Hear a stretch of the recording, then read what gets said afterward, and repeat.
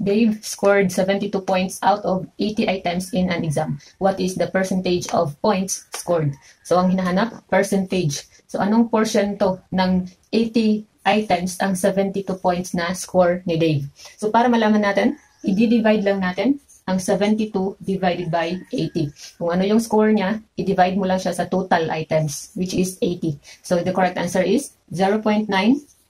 In percentage, i-multiply mo yan by 100, or yung shortcut natin, move ka lang ng dalawang decimal place to the right. Isa, dalawa, add tayo ng isang 0, that is 90%. Letter B ang tamang sagot. So, paano i-divide to?